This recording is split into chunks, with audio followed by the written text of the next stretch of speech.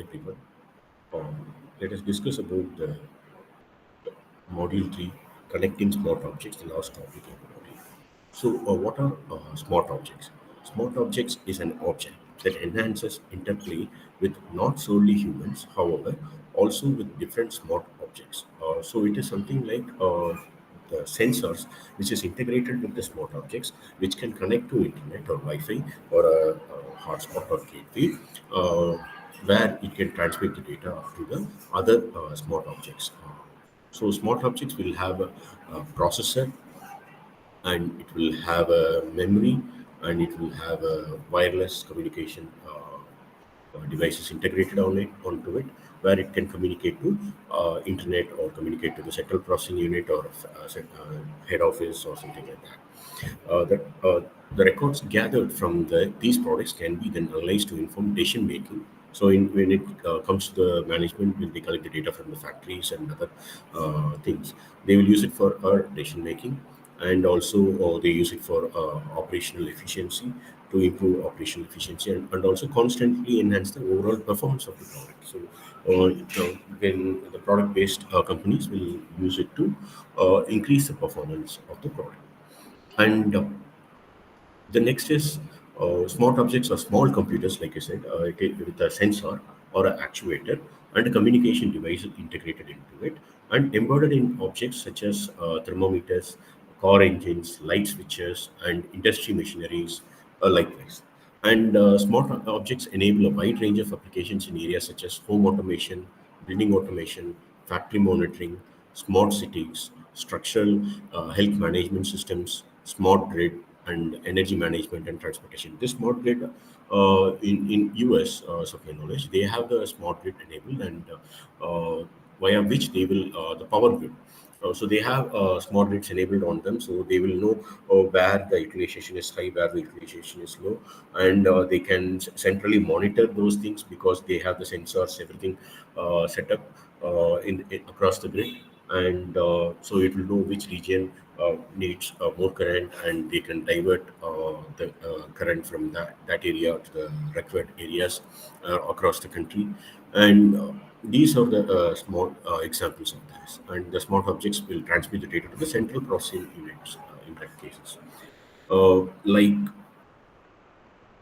Like I said, the smart objects will have a CPU, 8 or 16 32-bit microcontrollers, and memory, and a low-power wireless communication device. And also, it normally smart objects can be operated by battery operated mostly. So they will not be having a power supply. In rare cases, they will have. Uh, and advantages. What are the advantages of in designing IoT systems based on smart objects are as follows. Those are like energy saving is one of them, because smart objects usually use the powered battery. And the second advantage is automation. IoT smart objects are autonomous and self-governed, so it can make its own decision, and it can work and execute the tasks without human intervention. And they operate independently and can collaborate with other objects globally. Uh, and challenges of using smart objects. Smart objects are often constrained in devices and are usually powered by battery. Frequently, they are working in real-time mode. These are the main cause of the challenges. Other challenges is connectivity. Currently, a large number of networking technologies are being employed in connecting physical devices together onto the internet. Security and privacy is of big concern of the smart objects based on IoT system, and diversity of communication technologies in this. So, depending on applications and environment in which the system is deployed, the smart objects can use a wide range of communication technologies. Uh, so, and next is classification of smart objects. The smart objects can be categorized or classified based on the following way it communicates or following way it is used in real time, mobile or static. So the device can, smart object can be fixed at a static position in a factory or in a machinery, or if it's mobile, it might be moving around across the factory or any place or warehouse, or example. Uh, Likewise, and low or excessive reporting frequency. So this is primarily based on the object must report monitoring parameters like how often you want to want that particular sensor and smart objects to send the reports, hourly or weekly, monthly, something like that. And battery powered or power connected, like I said, most of the smart objects are powered by battery, and sometimes it might be you powered by power source. Uh, like CCTVs and other stuff. Simple or rich data. This classification is based totally on the extent of records exchanged at every reporting cycle. So, how often reports needs to be sent and how much reports need to be sent. Based on that, the data's density. It is categorized as in smart objects are categorized. Object density per cell. This classification is based totally on the number of smart objects with a comparable need to communicate over a given area linked to the identical gateway. So, what is this object density per cell? Like, say, for example, in a floor, you take a factory, that particular floor, some 5,000, 10,000 square meters of area of the factory floor.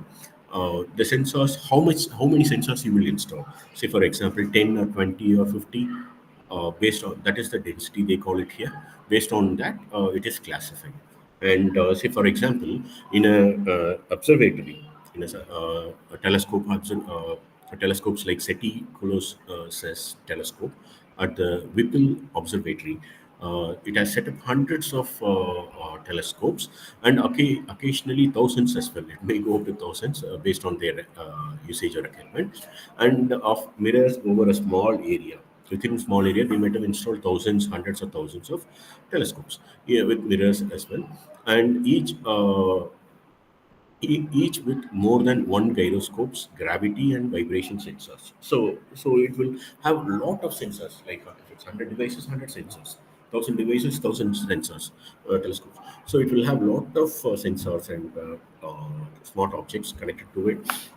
So this is the density I told. So number of devices you install in one particular area. Reporting range. So it based on the sensor device, a smart object device, is placed in near to the gateway, because the gateway is the where it connects to the internet or network, where it can transmit the data. That is one thing. And like example is fitness band, which is communicating with the phone, and it should be at the desired level, 5 meter or 10 meter within range, for it to communicate with the uh, mobile phone. So that is one fine example for the report range. And this is an example of a sensor application based on mobility and throughput. So you can see it is categorized under low mobility, low throughput. So it is example or industrial pumps, motors, etc., environment, weather sensors, etc., home fire and security control. Uh, those comes under low mobility and low throughput. For low mobility and high throughput, or digital signage and telemedicine, traffic cameras will transmit more data. But it is low mobility, it will be fixed. High mobility, low throughput, so which is fleet management, vehicle telematics, which uses low throughput, low data transmission, but it will be like mobility. Mobility will be high, it will be keep moving. And for high mobility and high throughput, video example is video surveillance, connected personal smart devices. Those are the high mobility and high throughput categories. So that's all for today, and thank you